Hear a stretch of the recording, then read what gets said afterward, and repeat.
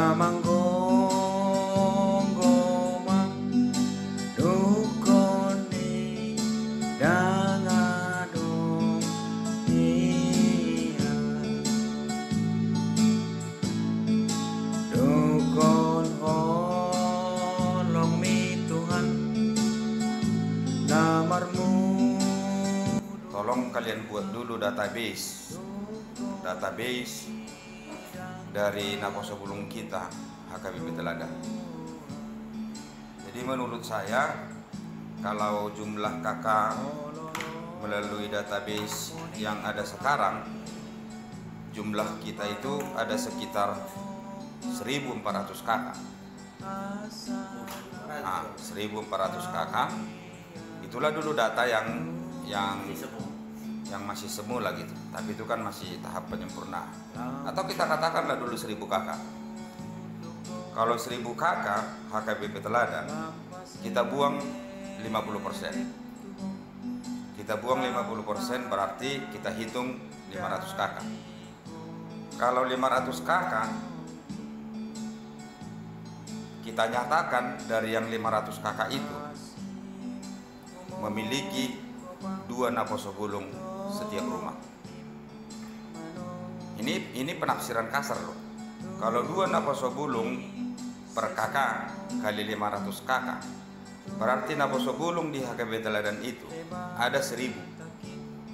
Nah, sekarang yang menjadi persoalan, kita adalah aktivis Naposobulung dan kita tahu rata-rata jumlah yang ada saat ini atau sebelum saya hadir di sini.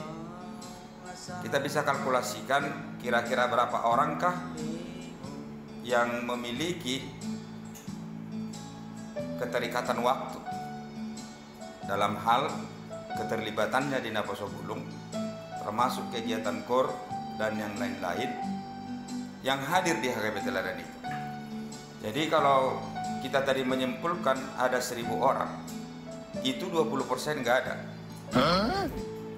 Tidak ada 20%. Nah, sekarang yang menjadi pertanyaan bagi kita melalui database ini, yang kita buat database Naposobulung itu kelas 1 SMA sampai dengan kelas 3 SMA. Kemudian Naposobulung yang kerja, mahasiswa, dan yang pengangguran.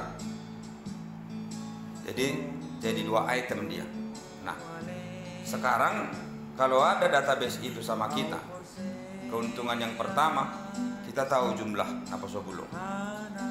Yang kedua, kita tahu membandingkan jumlah Naposobulung kepada kehadiran ibadah khusus untuk Naposobulung.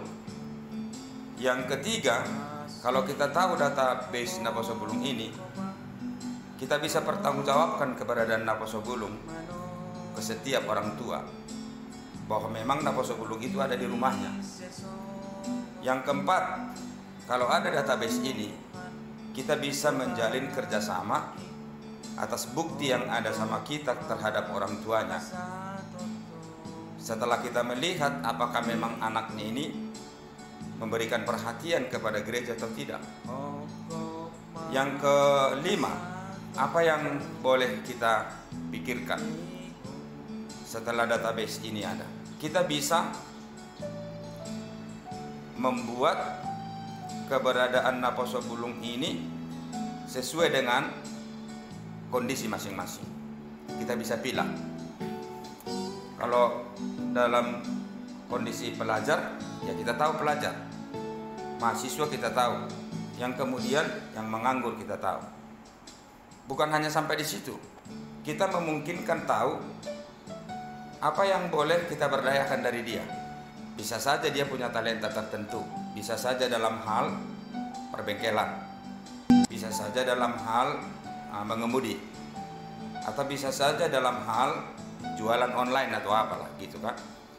Nah, yang keenam, kita bisa memikirkan kerjasama kepada instansi tertentu, bisa saja ke pemerintahan.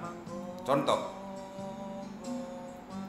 kalau kita tahu Naposobulung kita ada pengangguran sekitar 200 orang, contohnya, kita bisa menjalin kerjasama ke Dinas Tenaga Kerja untuk membuat orang ini dilatih Contoh, bisa saja petukangan, bisa saja peternakan, bisa saja perikanan, bisa saja pertanian. Jadi saya kira ini sangat perlu. Atau bisa saja kita berdayakan jemaat kita. Contoh, ada 10 orang dari Naposogulung yang pengangguran ini yang boleh kita bekali menjadi tukang tempel ban, contohnya. Bisa saja kita cari jemaat HKBP yang berada di wilayah Medan, atau jemaat kita yang memiliki usaha tempel ban. Bisa saja kita mohonkan melalui gereja supaya dia bekerja di situ kurang lebih 2 bulan tanpa digaji, hanya dikasih makan, tapi dia sudah dapat ilmu. Dan ketika dia ini nantinya membuka sendiri, kompresor berapa lah gitu kan, dia sudah bisa. Atau bisa bekerja di tempat lain, dia sudah bisa mendapat gaji di Medan ini atau di wilayah lain. Nah, jadi saya kira itu sangat perlu database daripada khusus Naposogulung itu ada sama kita, supaya kita tidak muluk-muluk, kita tidak hanya berbicara atas apa yang kita inginkan, tapi fakta yang ada sama kita itu adalah jelas dan akurat, dan kita bisa pertanggungjawabkan itu kepada penatua, jemaat, orang tuanya, dan bisa kita pertanggungjawabkan dari segi publik itu. Jadi buat kalian dah dulu itu, karena saya kira itu sangat perlu dan sangat berguna gitu. Karena cikal bakal daripada apa yang boleh dilihat daripada Naposogulung ini kepada diri kita sebagai pelayan, kamu itu nyata. Nah, yang menjadi persoalan sekarang ini di mana semua. Nah, dan perlu data ini sama kita sebenarnya, supaya memang kita benar-benar tahu keadaan Naposogulung itu. Yang kemudian kemana mereka ini gereja? Kemana mereka ini gereja? Jangan-jangan bisa saja mereka nggak gereja atau di rumah saja. Dan ini sangat perlu saya kira untuk mengikat atau menjagai keberadaan mereka, terutama soal-soal peredaran narkoba ini kan. Jadi buat aja angketnya, tidak usah terlalu detail gitu. Tidak usah terlalu detail. Nama, tanggal lahir, WEK, nah, status, kemudian kalau boleh nomor HP. Itu aja. Jadi tidak usah terlalu merepotkan keberadaan sintua lingkungan. Ini kerjaan kita dulu lah. Artinya di situ kita kan pasti memiliki anggota Naposogulung dari setiap WEK. Tapi marilah dulu kita buat komitmen bersama untuk mendata teman-teman kita ini, supaya memang kita bisa melakukan sesuatu lah. Tanpa itu tidak akan bisa. Contohnya lah dulu saya bilang, bisa aja ini nantinya menjadi berkembang, bisa menjadi tukang gojek contohnya. Adalah Naposogulung yang terbeban lah dengan keadaannya. Memang dia benar-benar nggak bisa bergerak lah dari segi ekonomi contohnya. Ada jemaat yang boleh kita angkat menjadi bapak angkat dia gitulah kan. Nah, bisa saja kita bilang ini bisa kita pertanggungjawabkan supaya dia kerja. Kau kasih DP motor gitu. DP motor bisa saja 3 juta, 2 juta. Dia kasih aja, biar aja atas nama dia, supaya tidak menjadi beban kepada orang si pemberi. Kita tinggal memonitoring aja. Coba bayangkan kalau ada Naposogulung Huria kita ini 10 orang jadi tukang gojek, 10 orang jadi tukang gojek. DP daripada gojeknya itu dari jemaat kita. Betapa hebatnya itu, betapa luar biasanya. Jadi untuk retreat kita nanti, saya kira ini perlu menjadi bahan. Karena saya lihat jumlah Naposogulung kita yang hadir di sini, yang sudah bersama-sama dengan kita kurang lebih 3 bulan ini, itu hanya 10%. Nah, 10%. Kalau boleh, pengharapan saya untuk tahun depan, KOR Naposobulung itu minimal harus ada 4. Sesuai data itu loh, sesuai data itu. Kalau hanya KOR yang ada sekarang, Naposobulung kita, itu hanya 0, sekian persen. Coba kita buat 60 orang anggota KOR kita, dibanding dengan 1000 orang tadi, hanya 10%. Itu sudah kita kurangi tadi dia, separuh dari jumlah jemaat kita. Jadi sebenarnya kalau Naposobulung itu hadir, mulai ibadah pagi sampai ibadah sore itu, takkan bisa dilayani. Jadi capeklah dulu kalian untuk mempersiapkan itu, karena itu sangat perlu dan memang saya kira sangat banyak dampaknya. Nah, kita nanti bisa jalin kerjasama sama instansi tertentu, lembaga tertentu yang memiliki kepedulian kepada terkhusus Naposobulung. Sekarang 70 orang yang ada sama kami. Itu berarti kan hanya 70 orang kan?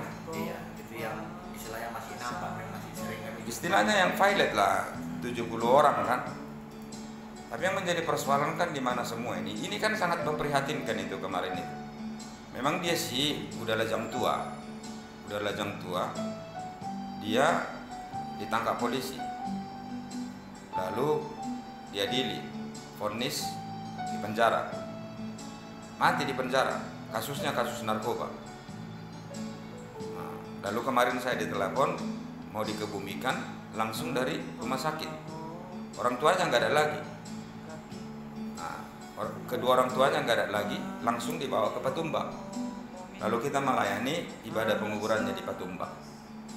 Nah, sepihak kan ya mungkin ini menjadi sesuatu yang agak riskan lah bagi diri kita kan.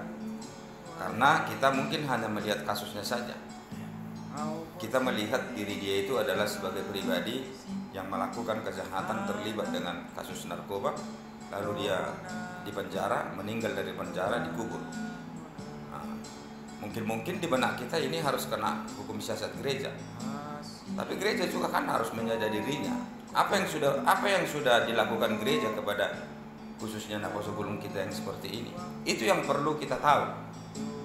Jadi sepanjang apa yang boleh kita lakukan untuk menjagai keberadaan generasi gereja ini, supaya memang kita tidak hanya melihat mereka di akhir daripada perjalanannya, justru kita harus mengawali apa yang bisa kita buat bagi mereka kan. Salah satu tadi itu pendampingan itu. Jemaat kita saja saya kira mendampingi mereka bisa, karena banyak juga jemaat kita yang sebenarnya membutuhkan orang, walaupun sebenarnya tidak mampu untuk menggaji. Contoh, ada nggak jemaat kita yang memiliki doorstep? Nah, daripada mereka itu tiap hari berkeliaran di jalan, apa tidak memungkinkan mereka tenaga mereka itu dipakai untuk doorstep, dikasih makan, dikasih minum, dikasih rokok, tapi tidak digaji. Kalaupun pengusaha itu jemaat kita itu mau memberikan sekedar, tidak masalah. Tapi paling tidak kan dia sudah ditempa menjadi pribadi yang mengerti tentang arti kerja. Mana mungkin orang mau bersyukur kalau dia tidak mengetahui apa arti kerja. Jadi sejak muda dia sebenarnya harus ditempa untuk itu. Jadi ketika gereja tidak memberikan ruang untuk mengembangkan cakrawala berpikir mereka tentang siapa mereka, kan udah susah. Tapi Sona tarokinak ini mana? Kalau kita mengatakan 1.500 kakak jemaat kita ini, wah, nggak tahu lagi lah sebenarnya. Kalau 1.500 kakak, hanya satu aja itu per kakak dia memiliki Naposobulung. 1.500 lah Naposobulung sebenarnya yang kita harus layani. Taruhlah kita tidak mampu melayani 1.500, paling tidak 500 orang Naposobulung sebenarnya kita sudah harus layani. Dan tidak cukup satu calon pendeta, nggak cukup. Nah, jadi kenapa Naposobulung? Kenapa tidak ama gitu? Kenapa tidak ina? Nah, saya kira yang menjadi titik tumpu regenerasi keberlangsungan daripada gereja ini, maaf, bukan menyingkirkan keberadaan kaum ibu dengan kaum bapak kan? Bukan sama mereka lagi. Nah, jadi kalau kita mendata naposo bulung remaja kita itu sesuai data yang valid, itu sudah otomatis mendapatkan keberadaan data sekolah minggu. Karena sekolah minggu ini juga yang menjadi cikal bakal menjadi naposo remaja, dan mereka di ambang pertengahan daripada keberadaan generasi gereja ke depan. Jadi dibuatlah dulu data itu. Buat aja dulu tim ke situ. Naposo bulung kita dibuat timnya. Nanti tahun depan kita sudah bisa berpikir, kita sudah bisa mencari tanda kutip bapak angkat, mungkin melalui pendampingan, mungkin melalui pembinaan, atau mungkin melalui keterampilan, seminar atau apa, bisa saja. Tapi kalau nggak ada data itu sama kita, macam mana? Apa yang bisa kita buat? Nggak ada yang bisa kita buat. Dan itu keberhasilan sama kamu. Itu aja kamu buat laporanmu, udah siap. Udah siap, itu aja laporannya dibuat, udah siap. Karena dia langsung menyentuh, langsung mendarat, langsung nyata. Dan memang itulah pelayanan. Pelayanan yang sesungguhnya itu. Jadi banyak itu saya kira di sini. Mungkin 300 meter dari gereja ini juga ada naposo bulung. Tapi dia sendiri mungkin nggak pernah menginjakkan kakinya ke sini. Dan dia mungkin merasa alergi. Dan gereja ini tidak dia anggap menjadi bagian daripada dirinya. Kalian kan antara sudah mulai dari umur sekian lah dulu saya bilang, sudah melibatkan diri di dalam aktivitas gereja kan. Tapi mungkin orang tuanya enggak seperti orang tua kita. Atau mungkin sintua lingkungannya tidak seperti sintua lingkungan yang kita harapkan. Mungkin datanya juga enggak ada di sintua lingkungan. Bisa saja enggak ada data itu. Tapi kalau ada data itu sama kita sebagai pengurus naposo bulung, saya kira sangat banyak sebenarnya yang bisa kita perbuat. Tinggal kita mau mengawali. Soal apa yang boleh kita buat untuk melakukan pendampingan sama mereka itu supaya mereka lebih mendewasa dalam hidup, itu urusan nanti kan.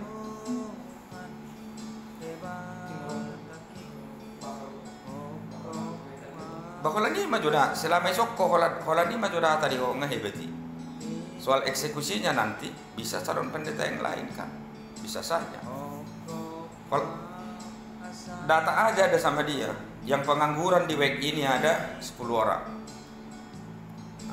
Lalu panggil yang pengangguran ini, yang 10 orang ini. Ada jemaat kita yang punya bengkel, contohnya, yang punya bengkel reparasi mobil lah contohnya, ngecat gitu kan. Bisa nggak amang ini dipekerjakan di sini tanpa digaji? Mereka hanya mau pengetahuan mereka itu ada menyangkut soal perbengkelan, las ketok contohnya gitu. Nah, kan begitu.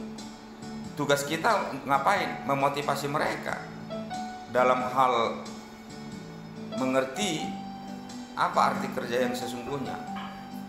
Jadi kalau nggak ada pembekalan sama mereka kan akhirnya apa yang terjadi?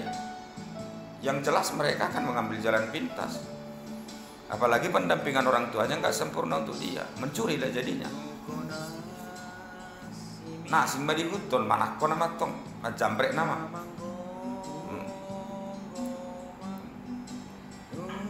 Apalagi nai ngoni mana mulut dia. Jambrek nai. Jangan-jangan naposo bulung kita di situ yang terlibat kan. Lalu kita ketemu di kantor polisi sana. Nah, saudara polisi itu keputusan itu kita. Setiap jemaat pendeta yang melakukan pencurian dan perampokan, pendetanya harus bertanggung jawab. Kalau dibilang, ajablah kau yang kena seterusnya. Kan begitu kan? Cuman nggak ada aturan seperti itu. Jadi kamu bagaimana datai mana? Saya kira nggak begitu sulit dalam buat datanya. Jadi nantinya sekali-sekali kita bisa perkunjungan deh. Contohnya gini, ada naposo bulung di tempat tertentu. Saya punya waktu luang gitu, sore-sore atau malam. Kalau ada yang bisa melakukan pendekatan ke situ, orang tuanya kita kenal. Kenapa rupanya kalau kita ngopi ke situ? supaya mengajak dia bergabung gitu. Jadi jangan hanya kita memupuk keberadaan daripada persekutuan yang ada ini. Roh dari persekutuan ini harus kita bangun menjadi roh yang memberlangsungkan proses pemuridan, penginjilan kepada saudara-saudara kita yang lain. Dan kalau ada ini, yakinlah banyak kali kerjaan yang bisa kita lakukan. Dari cabang-cabang berpikir tadi itu banyak yang bisa kita perbuat, sangat banyak.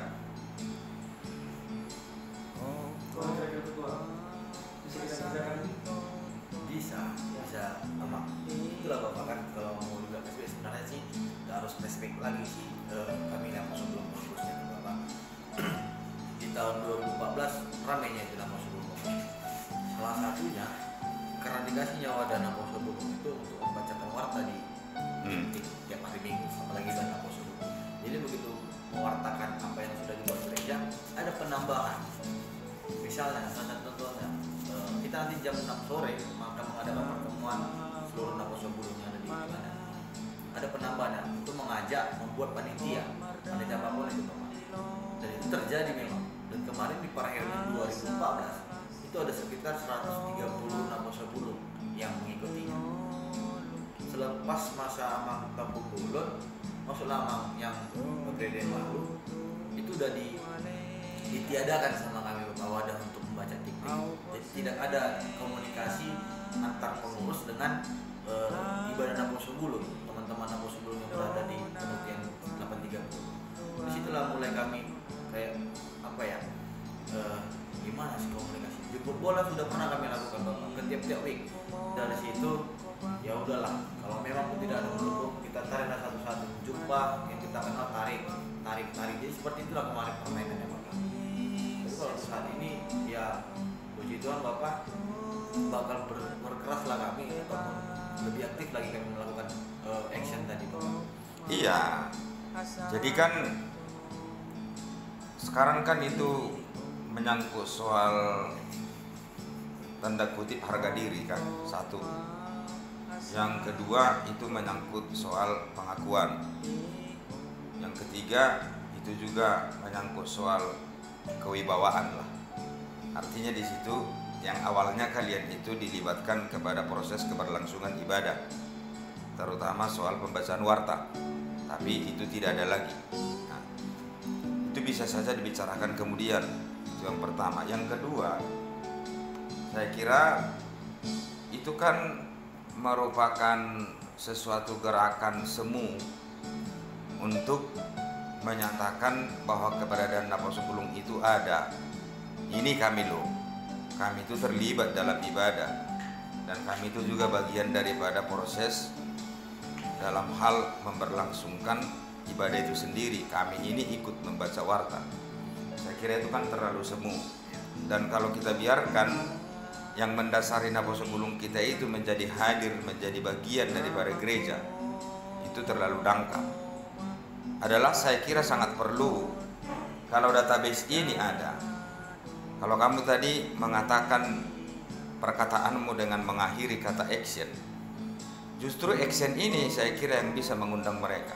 Contoh, kalau memang Naposo Bulung kita ini tahu kita bisa menjembatani pembekalan sama mereka, khusus memberikan kebutuhan keterampilan.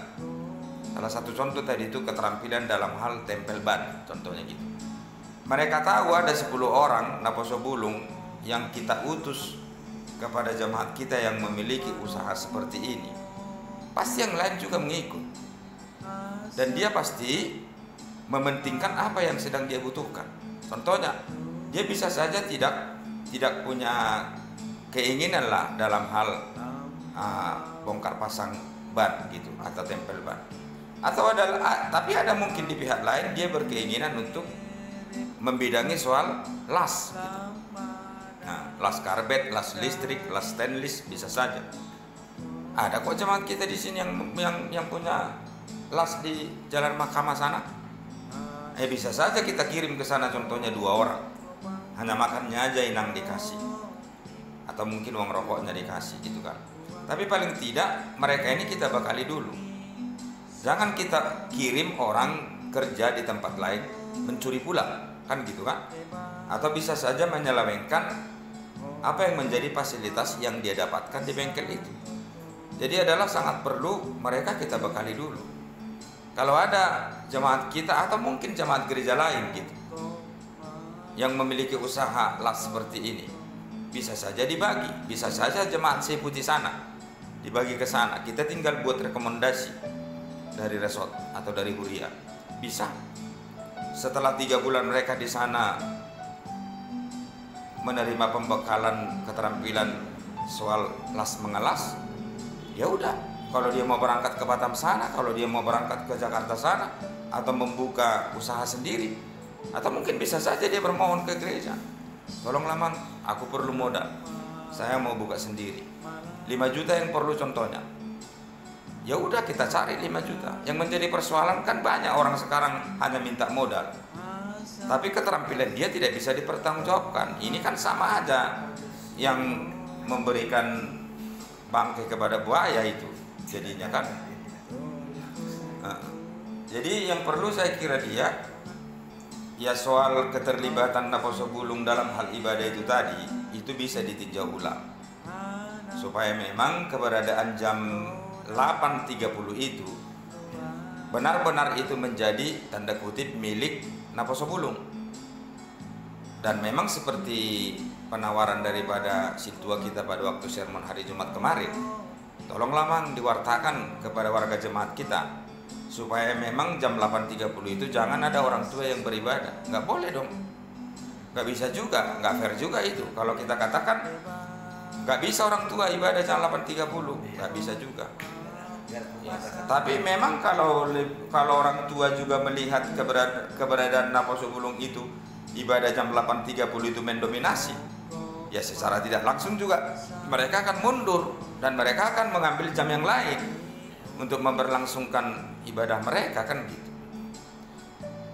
Jadi bisa aja itu istilahnya ditinjau ulang keberadaan keterlibatan seperti dulu-dulu keterlibatan Naposo Bulung itu di keberlangsungan ibadah. Karena memang di gereja lain ada juga itu, saya lihat saya pernah juga gereja di Jawa sana. Naposo Bulung itu punya dinas sendiri. Mereka punya jubah sendiri.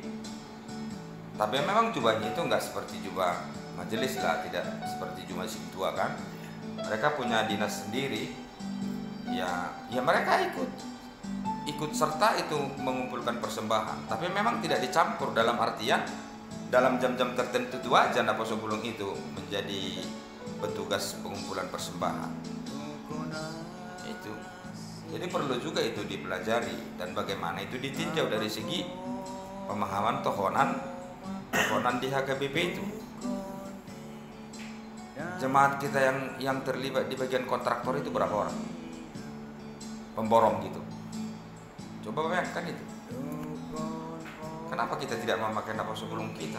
Tapi menjadi persoalannya, kita harus bisa bertanggungjawabkan Naposo Bulung kita itu akan menjadi pribadi yang baik melakukan pekerjaannya. Jangan pula nanti dia sampai di situ malah pula yang menjadi majikan kan. Mana aku mang gawe tak kudu laksana sadain kan. Tapi itu pun nggak memungkinkan, saya kira seperti itu, kecuali dia malas atau memang istilahnya dia itu nggak doyan kerja. Itu aja masalahnya. Karena kalau dia mencuri, dia kan punya alamat jelas, lingkungannya jelas, orang tuanya jelas, nomor handphonenya jelas. Bukan dia datang dari tempat lain, hijrah kemarin, enggak.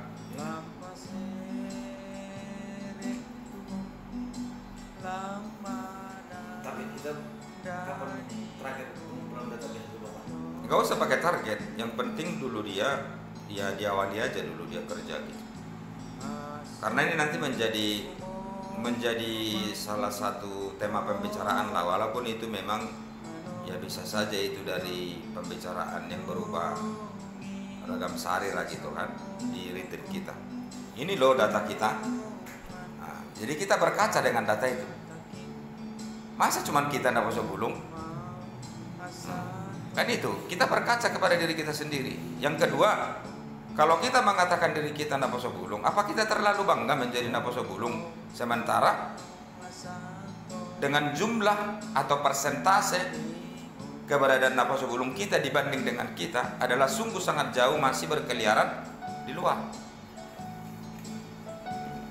Jadi biar aku tong nang gimana atik nang lau waktu nasingan merminggui kan. Manang kalau pai mamago namon, karena dua dia yang menjadi jenisnya. Kalau kita membiarkan keberadaan Naposo Bulung ini, kalau memang mereka gereja ke tempat lain, kita masih bersyukur. Masih bersyukur. Kalau mereka ini memang tidak gereja di sini karena kita tidak melakukan sentuhan sama mereka. Kalau mereka memang masih gereja, kita masih bersyukur. Ada gereja lain yang masih mendampingi mereka. Walaupun kita rugi dari segi kapasitas kita. Tapi kalau mereka ini tidak melakukan ibadah kemanapun, hanya dua jawabnya. Nah, baik atau penjahat. Dan itu pasti dominan menuju kepada kejahatan. Hilang. Jadi kalau ada data itu saya kira itu kita akurat dan kita bertanggung jawab. Jadi pada waktu memberikan arahan pun awak dari depan sebagai pendeta resort kan, oh enggak, kalian itu jangan berspekulasi dong. Hubunganmu itu Naposo Bulung ada segini. Saya tahu orangnya di mana, alamatnya saya tahu, dia kerja atau enggak saya tahu. Itu tong dah asal makatai kita. Kemudian kalau kita memberikan penawaran kerja yang ditopang oleh anggaran huria contohnya, nah, kita buat anggaran huria tahun depan contohnya untuk menindaklanjuti kerjasama. Nah, contohnya balai pelatihan kerja, buat anggarannya 2 juta contohnya. Walaupun sebenarnya negara yang menanggung, kan ongkos-ongkos perlu ke sana, administrasinya perlu. Tapi yang dihasilkan dana untuk pembekalan Naposo Bulung ini kan sudah ratusan juta. Jadi banyak keterampilan yang bisa dijanjikan sama mereka. Yang menjadi persoalan siapa yang memikirkan, siapa yang menjembatani. Jadi kalau kita biarkan seperti itu, ya lama-lama gereja hanya bangunannya. Kalau kita kembali ke bawah, kita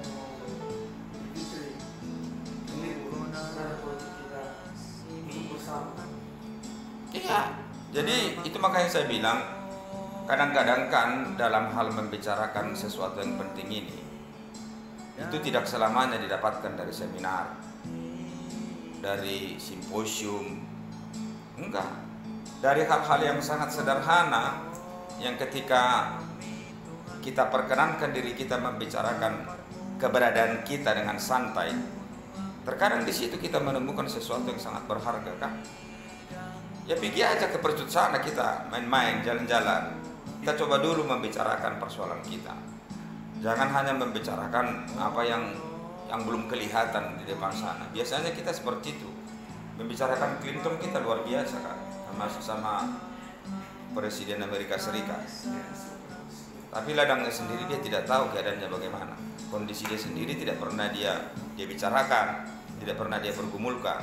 Tahun ini mungkin kita belum bisa menyimpulkan apalah yang bisa kita kerjakan, karena memang yang mendasari kita untuk melakukan sesuatu itu kan perlu didukung oleh data yang valid kan, bukan hanya sekedar istilahnya melakukan kegiatan itu dengan euforia yang tidak bisa dipertanggungjawabkan.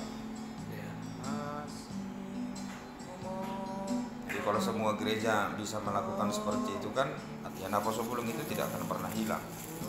Paling tidak gereja itu tahu Naposo Bulungnya itu di mana. Ini sama sekali nggak tahu kan kemana kayak gitu. Hancur lah kita. Mau dibawa kemana gereja ini?